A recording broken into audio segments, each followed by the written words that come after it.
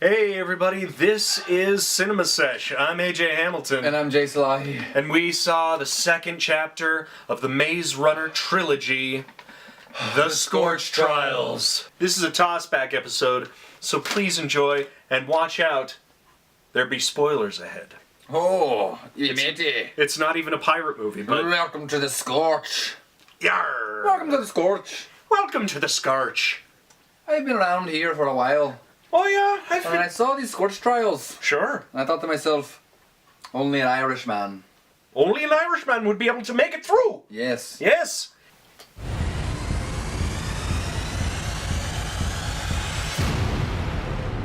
But this movie literally takes off right where Maze Runner 1 left off. They're basically They are landing after Maze Runner 1, they get on the helicopter. That's right. And this is basically them landing from the helicopter. Exactly, yeah. And you see when they're landing that there is essentially the first time we get a hint that there's zombies. There's zombies. There's pranks. That's something I really didn't expect from this world. You didn't even see a trailer, right? You just totally popped this Blu-ray. Oh yeah, exactly. Yeah. Yeah, and I was just like, you don't even get the sense that the people who got infected from the original from Maze Runner are turning into zombies. So you have no idea what they're just like. Well, I thought it was a not rage fully virus or something like that. But because they're immune, some of them they're not. Some of them are partially immune they're not or something fully like turning that. into zombies. But yeah, it's like it's a very slower transgression into it. It's 28 days later zombies. Yes. Because they're fast. Yeah, You know, they're or fast most of zombies them that are, it takes yeah. fucking 30 days for you to turn into one.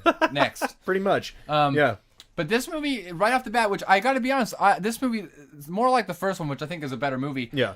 It's kind of front heavy in the way that I like I think the first half, the first two acts of the movie are really good. Yes. And personally, the third act of the movie, it runs its course where I just felt the movie's over 2 hours. It doesn't need to be over 2 hours. It's about 15 minutes too long overall. And Yeah. I don't know. I feel like we've already succeeded. We've kind of beaten the odds. About the only one that people that can hurt us are ourselves, and that's what it ends up being at the end. May the odds be ever in your favor. Oh, of course. But the beginning is the first act's all in the facility that they are told is not wicked. Right. Yes. Which of is course. run by Jansen.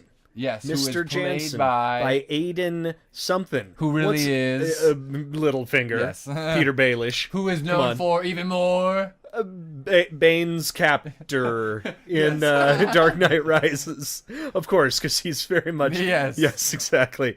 Also, I don't think we mentioned this in the last episode, but Newt is the little kid from Love Actually. Yeah, I love that. Yeah, Yeah, it's fun. Should be more stuff. He's fucking good. He's he might be great. the best actor in these movies. Isn't of the he- kids? He's fucking really good. Isn't he in? He's in Game of Thrones too. Yeah. He's the guy who leads Bran for a while, Yes. I think. Yeah. So back to Peter Baelish. Yeah. He welcomes them into his facility. Yes. And he's clearly the good guy in this situation, 100% right? has no ties to Wicked. From the get-go, you're like, no, he's on their side. He's not an intimidating, scary, conniving fellow at all. Nope. No, Not at all. Not in the slightest. And they're fed and they're clothed and it seems like everything's going well Yeah, and that it was they're going to like- be sent off to the farm upstate. Yeah. right? Yeah, where all everyone's old pets go to live. Exactly. He Of course, welcomes Thomas does not believe any of it. He's the only one who's like, this motherfucker he's is questioning it. He's Yeah, questioning yeah. it. He doesn't Well, want to question it too hard right away, but I mean, Right. he went through a traumatized experience. So. You know what we didn't talk about in the last episode is how he got that injection shot that himself. reminded Yes. whenever he got hit with the Serum. they got stung. Yeah, to get better. They would get their memories back, right? Yeah. That was the overall thing of this. Is it's a fun ride, Yeah. first of all, but there is no more. You don't know much more from this episode of the Maze Runner Yeah. than you do at the end of the last one. Not a huge amount. more. More no. about the world. Yes, but this So- first act, we're in this place, and the whole Right. thing is one guy, the new character, we meet Eris. Eris. Yes. We find out that he gets Dylan O'Brien. He shows him what Dylan O'Brien suspects is that it's still Wicked, and Yeah. they're basically using us as it's the Matrix. They're using us Yeah. for like they're stringing us up like cows. And no, but so yeah, they are bleeding them out, and like again, taking out whatever that brain. the blue brain goo or whatever it is that is not produced in everybody, but if it is, they just have to keep them under for the entire time, or like I don't understand the science behind this. Again, I'm not a scientist. as we talked about in the last episode, which we will keep referring to. Sorry, we have not read the books. No. So we don't know if there's And more never will. explanation. I read up on the real quick on the on one of the Wikipedias, which doesn't even help because it's like all of the structure of this trilogy is completely different than in the books, apparently. Oh yeah. But so they realize this, and then they say, we gotta get the hell out of here. He convinced everyone to get the fuck out of there. Yes. It's wicked. Which is always, he just should just, I mean, again, it's movie moment. You can't just be like, listen, dude, they're harvesting motherfuckers. Get in the fucking vent and go. Yeah. Instead, he just keeps saying, no, he's you'll too see. shocked. You'll see. You're You'll wicked. see. You're wicked. They run out. But I do love that action set piece. And this is Yeah. why I love fucking Dylan O'Brien and I like this movie. It's simple. But when he fucking runs down that goddamn hall. Ki Hong Lee? Well, all of them. Yeah. When he runs, that's great. But the slide under the door, Dylan O'Brien. Oh, yeah. Yo, man, that slide is dope. But I gotta say that slide is cool.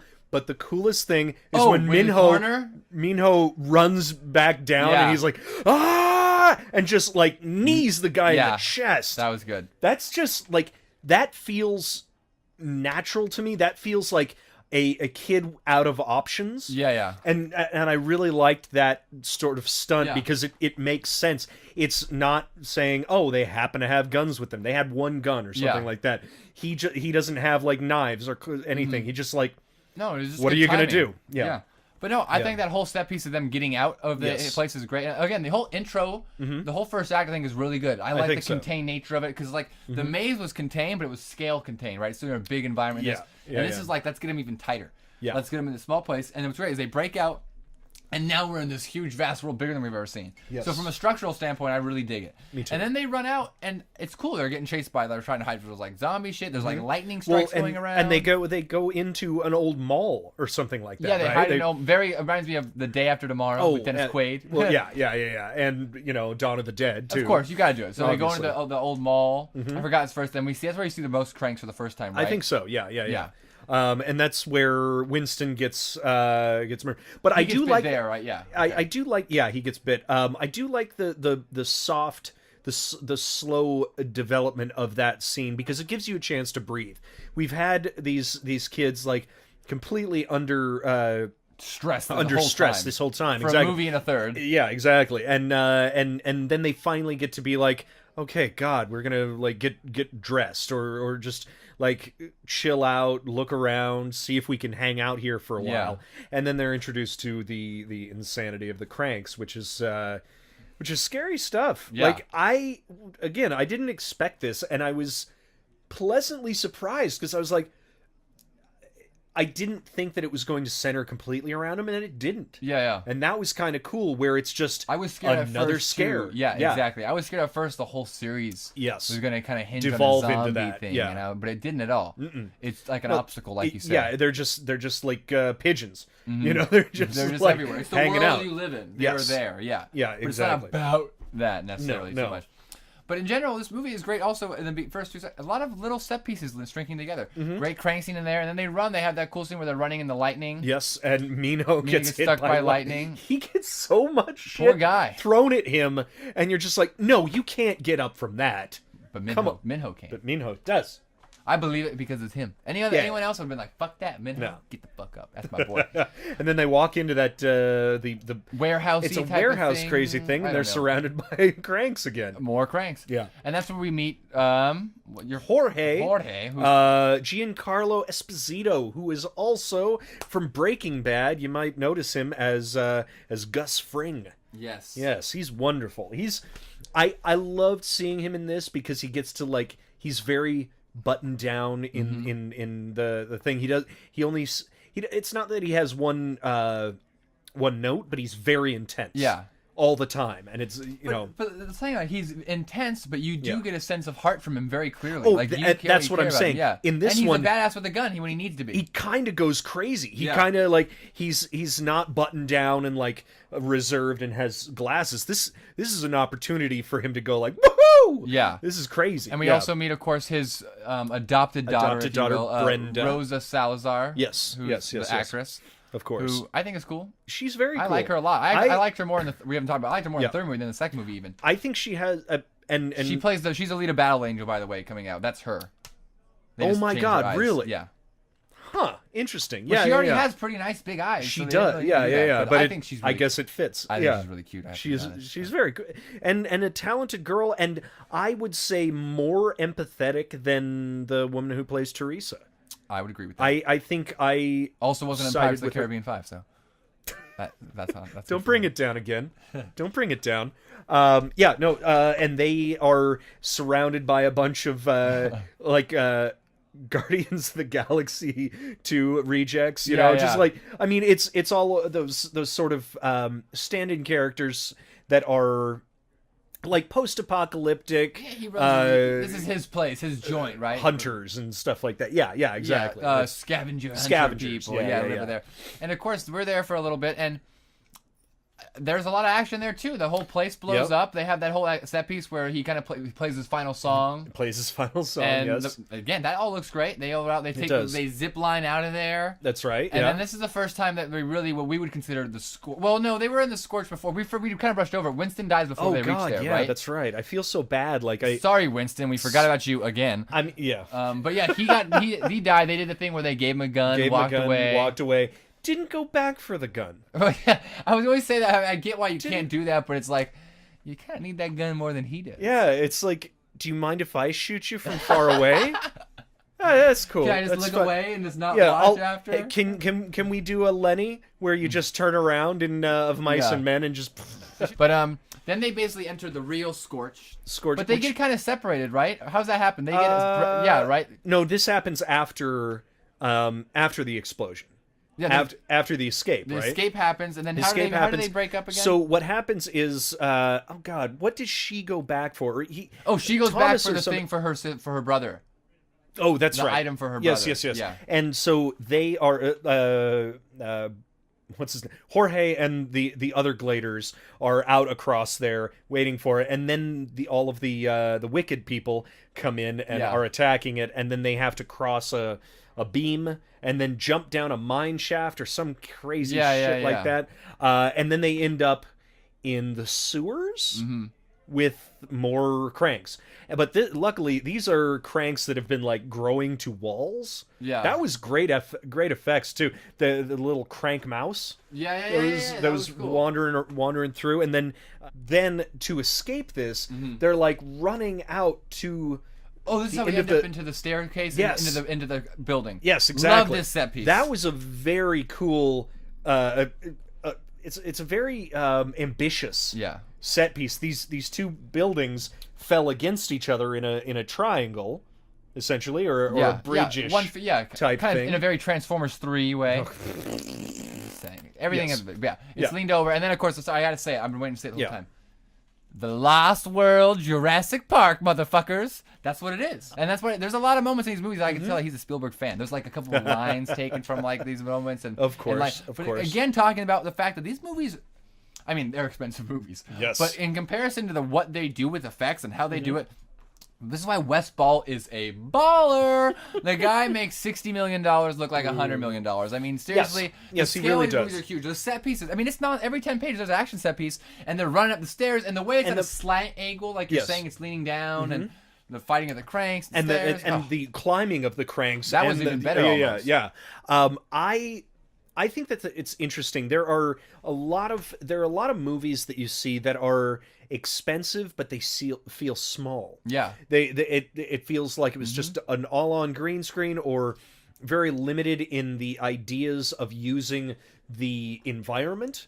And I think that in this they keep the environment straight line enough that you still don't feel like you are being limited. No. I know that doesn't really make any sense, but it's kind of like a video game that you don't know you're playing. It's like, oh, well, I could go over there. It's not a sandbox game where you could explore everywhere. It's that the direction is taking you on the story. So that's the advantage that he has is good storytelling. I mean, I'm just really impressed by that set piece and all the set piece up to that. Up until that point, the movie's really action-packed. Yes. And that ends, I want to say, like an hour 15 or so in the movie. It's a while. Maybe hour 20. I think I would call it the end of the second act. Yes. Yeah. That set piece, kind of. And then the movie slows down a bit. We go to that party. It goes to, like, a non-city city, like a makeshift encampment city. What's his face? What's his name? Alan Tudyk. Alan Tudyk, who's great. I love that Alan Tudyk. Yes. And more importantly, many other Sonny. things. Yes. From iRobot. Of course. All the robots. All the robots in the world. All them robots. I actually got to interview Alan Tudyk. What? Once. Yeah. He was the last guy on the red carpet at the Annies a couple of years ago, and I was like, "Yo, dude, what's up?" Were you hosting? Yeah. I was. And we shout out for AJ. Give us. What did you do there? I was the host of a red carpet reporting thing. What year? What show? I think it was a couple of years ago. No, it was let just the people know, AJ, for how the cool you are. 43rd Annie Awards. I know. I wasn't hosting the whole I know. show. It wasn't you were on fucking stage giving a monologue, but you were on the red carpet. Yes, exactly. And he was what there. What kind of dress were you wearing today, sir? Oh my God, I was wearing Versace. Is that a dress? No, I don't know. No, that's a bag, isn't it? I don't know. It's a company. They make all types. They make bags, stuff. Dresses. All right. The one girl who listens to... I guess it's your girlfriend, so it doesn't matter. Our demographics on the podcast thing are 92% male, 8% female, but I'm like, that's definitely just Natalie and AJ going on Natalie's profile. But no, she appreciates us on our own. He's a delightful man. Was in I think Comic-Con at that time. Comic-Con. Oh, that show I know what you're talking about. Yeah, right? Yeah. I forget what it's called. I don't. It's something close to that, but it doesn't matter. It's like behind the scenes things at Comic-Con. Yeah, exactly. But he's a delightful fellow. He was delightful in this. He sort of plays like a slightly of a pimp nature. Also, what he does is he not poisons, but drugs the young people who wander into the city. Wander into the city and then sells them to Wicked. Yeah, apparently. Sounds like a good business plan. It does. You know what I wanted a little bit more? I wanted to feel like Wicked was more of a presence rather than just showing up all the time. Just showing up all the time. Yeah, like it was woven within the society. It needed to feel like the East India Trading Company in the first couple, like the pirate sequels 2 and 3. Yes, you know that their hand is on all the, even if they're not involved in the plot. It's like there's Jack and everyone's plot line, but the East India Trading Company is kind of the reason that everything is happening because they are overseeing the sea, taking over the sea. There's no free place to go. So when they do show up places, it doesn't feel inorganic. Yes. But Wicked almost feels like I know it's big, but I don't know how big or central, so it almost feels like they're just getting lucky all the time. Yeah, like right. Tracking people and just bumping into people. Because also sometimes I don't know what their how much. I don't know what their goal is in this movie. They just I don't know. Kids. I don't know their goals. I don't know how much money or resources they have. Yeah. Because or how they have the resources. Do they have a bunch of helicopters or do they have one? And do they have an army or do they just have those people that are attacking? Is it a countrywide thing? But I guess it's like the idea it's small. There's only one less city. There's one little area. Who knows? But anyway. And then they actually come back together. All meet there. Yes. And after they take drugs, beat up Alan Tudyk. Yes, kick his ass. Fucking what's his face kicks his ass? Jorge. Yes. And he steals Bertha, the truck, from him. And what did you think about the world building? Did you feel like it was specific enough, or did it make this is just one aspect of it, but did it make sense that he would have like a hit truck like that, or was it more of a? Did you feel like it would be more Mad Max, or did it have that specificity to it for you, all of the design and stuff like that? Yeah, I don't mind it. I think it's pretty cool. I think it's definitely a bunch of ideas woven into one, and I think does it feel lived in? That's my question. Does it feel like they didn't just throw it up? The world is tough outside because we're really only in like a desert and we see like just encampments. That's true. So I don't know if there's no chance to fully kind of you could divulge that much into it. It's kind of an on the run thing. I don't know. But I think the movie definitely has its own style. I think the cinematography and like we're saying all the movies is good and the visuals look good. I think these movies in general look better than a lot of movies that cost a lot more money than them. Very much so. We were kind of talking about cinematography earlier. and coloring. I think and the color correction, the lighting, and all that stuff is great. Yeah. But mainly my whole issue with this movie. Yeah. And it comes into this third act. Yeah. And it happens before too. Is as awesome as well directed the movie is, as well as the actions are, and as well as the actors are, and even half the character interactions are great, and I love them. Yeah. half of them, while I want to see that scene, and I think they're almost maybe not even doing a bad job, it just they feel hollow. Yeah. And it's like the other one has trouble too, but this one the most. There's some moments in the second act where we're just hanging out. Yeah. Where I'm kind of just like not as interested. I'm like, you know what, the movie kind of works better when we're just going when we're focusing on the plot and the action. The movie works, but when we just really stop and talk, it doesn't quite work the same way. And the whole third act, it feels like the movie's kind of lost its thrust, and there's no really place for us to go. The only people who can harm us is not Wicked, it's ourselves, and that's what it ends up being because Teresa ends up betraying them. But without her betrayal, there's no other story to tell. Yeah, we're kind of just, we find them, we're driving around, and I kind of phase out. Yeah, it's an odd thing. Like, I sort of, not tuned out, but I figured that when they were in the right arm hand, what did we think? Right arm. Yeah, right arm. Right arm. When we were there, I thought that we were in the end of the second act lull, which was already a very long movie. Yeah. It's like 2.5 hours long. 2:10, 2:15. Yeah.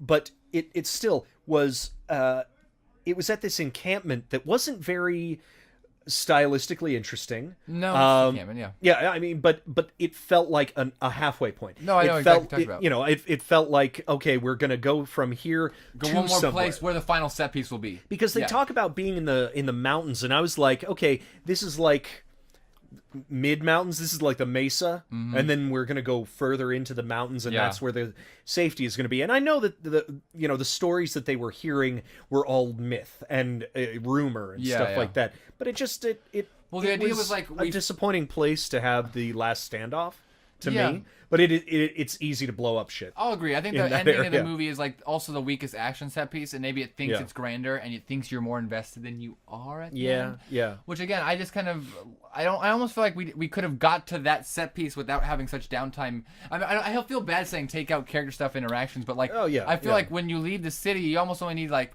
it feels like there's like I know there's not. I feel like there's maybe 20-25 minutes of like.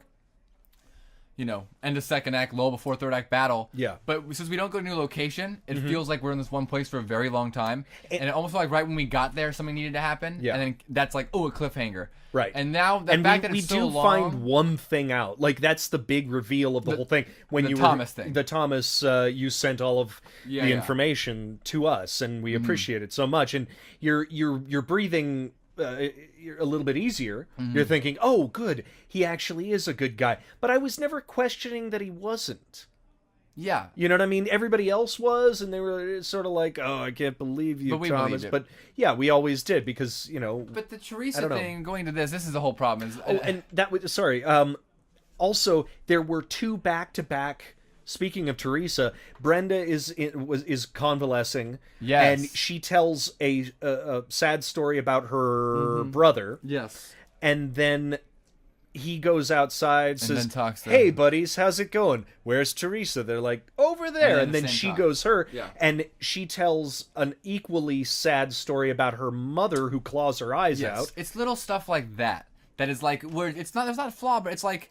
It's just structural divisions that in your head you just want to break down and think like, you know what, we shouldn't have these two scenes next to each other. This like one thing, for example, and this is it's not as bad as this, but one thing that I hate, which is bad about the last Hunger Games movie, which is just poor filmmaking in general. I don't know how it happens. Is what's her name? Katniss. Yes. Has like 3 conversations in a row in one location.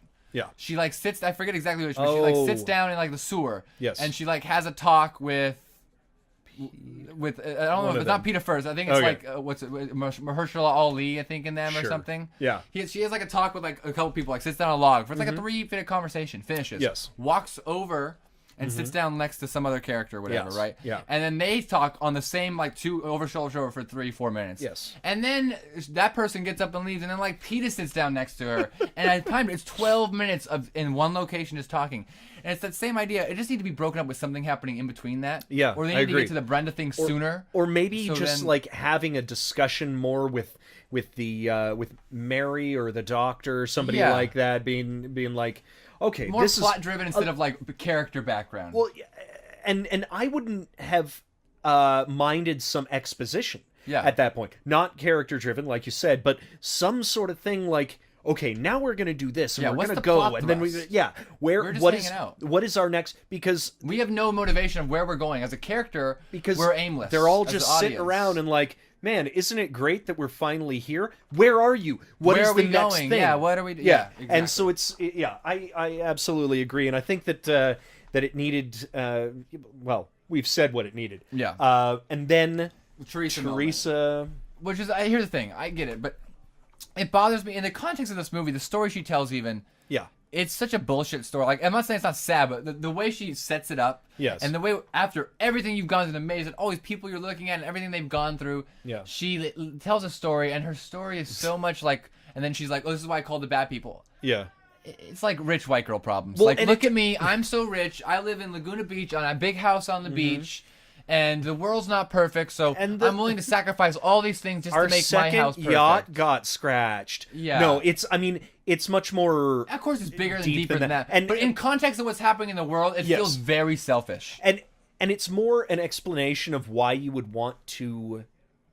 Listen, throughout the 3 movies, and I'm going to complain about it in the next episode, but I've never understood why she thinks that... She's never made an agreeable or understandable case to why Wicked is good. And that's the best way to show a bad guy is to have them reason and almost get you on your side. Yeah. Because like you're saying, the mom's story about locking her down in the thing and wanting to cure her, whatever, it's not making me it's making me understand why you want to. Yeah. But not why you think that it needs to. You're not telling me you want to save humanity. Yeah, you're telling me you want to save the one person you know. Yes. And because of to let that happen, you're willing to kill 100 random people. Yeah, exactly. To save the one. The people already exist too. That's why.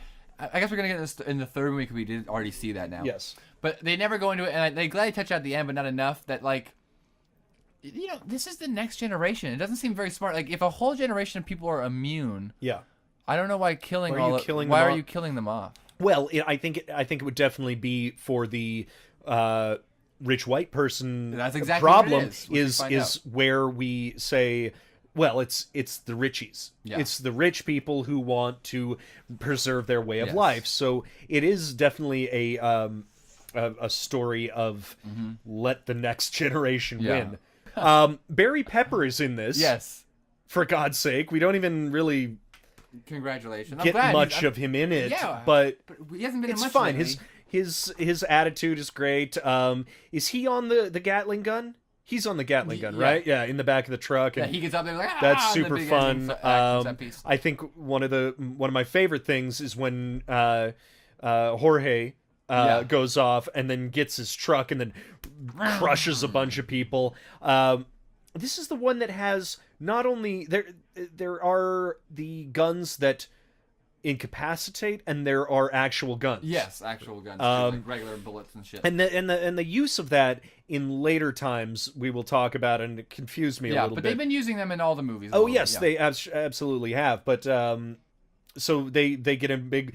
I thought it was odd that that Ava Page, the lady in white, and Jansen both came with, and this is again, who knows how many resources they have. Yeah. Why do they both come? But why would you both come? Why would you both come? It's just it's a very risky thing to be like landing in the middle of a bunch of people. I know you have a bunch of guys with guns, but be a little safer than that. Like stay in the cab of the helicopter and like just go over the maybe she was literally trying to convince him rather than having all the violence, but you had to know it was going to somehow anyway, interesting last fight. Did you like it?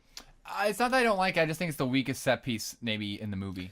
Well, because it's so straightforward. It's kind of at the end of the movie. I just don't care anymore. I like that. I liked when he threw the bomb. No, the bomb is cool. Him getting on the back is cool. Wait, when did the bomb come in beforehand?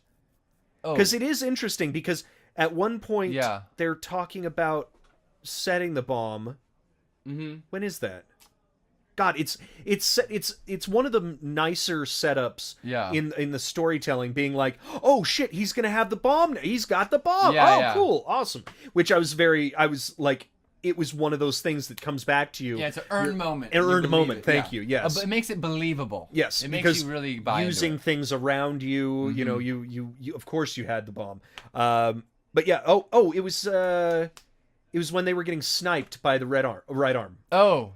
And then, but the end of it, once again, is almost even more frustrating than Maze Runner. Oh, for sure. Way more frustrating than Maze Runner. It drags on too long. It drags on so long. It's like 3 ending speeches. And also, one of the most frustrating parts is his intention, because he knows that they took other people, right? Mm-hmm. He knows. Oh, they take Minho. We didn't talk about that. Minho gets taken. Minho gets, or Minho. I don't know. They all pronounce it differently. Minho, whatever. They take him. I don't know how they got him, but he was just one of the ones that didn't get fighting. away. Yeah, they grabbed him, right? Pulling away. They tried to So they get just him, or do they get a bunch of the Gladers? I think he was the only. He was the original Glader, group. Right. Yeah. But he knows that they're doing this to more people. He knows that there's that facility back there. Yeah. And to me, I understand that it needs to be a focused narrative, and he can't just be Batman. He can't go off and say, you know what we're going to do? We're going to be the Resistance, and we're going to free everybody. To go, like, it just feels odd for him to make that statement of being like, not a more grand statement of, we're going to take down Wicked.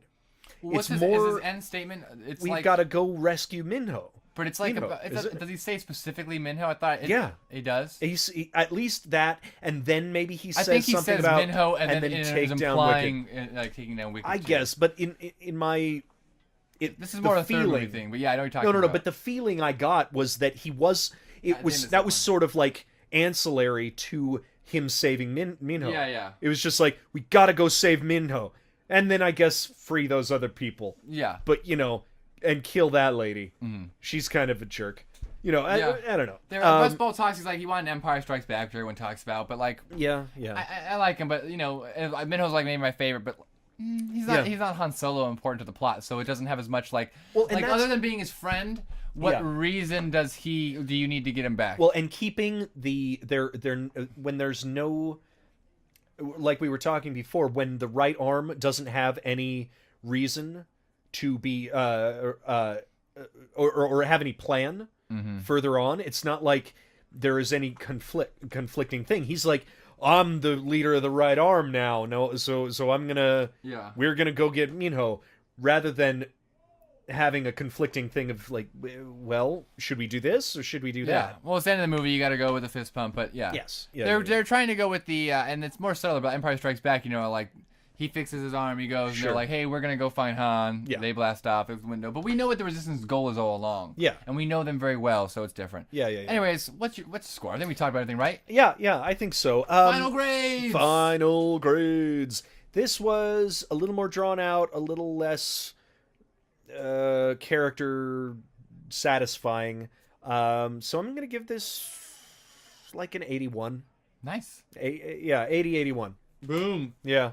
I agree. This movie is definitely could be a little tighter. It's not as tight, not quite as well paced as the last one. Still a good direction, but we talked death. It's funny. I give it the exact same grade. I got 81. Okay, B- for me. All right, everybody.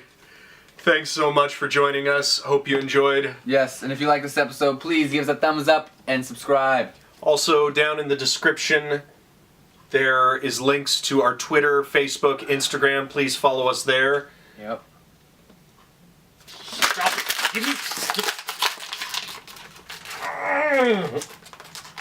Oh. There's Scottish. And there you go. Scottish. It's back in the... It's guttural. It's in the back. That's right. Yeah. It's alright. The crocodile's about 85 feet wide. Oh my god. That's Godzilla proportions. South African. Yeah, there's the rolls of the R. South Africa. I can't roll the R. Where does Leo say? In the Blood Diamond. I don't know. He has a really bad accent in that one too. Whoa! Listen, he's not great in No. Gangs of New York. No. Blood Diamond's fantastic. Leonardo DiCaprio's amazing. He's fine. He's what? Pumas. They're the best at the footballing.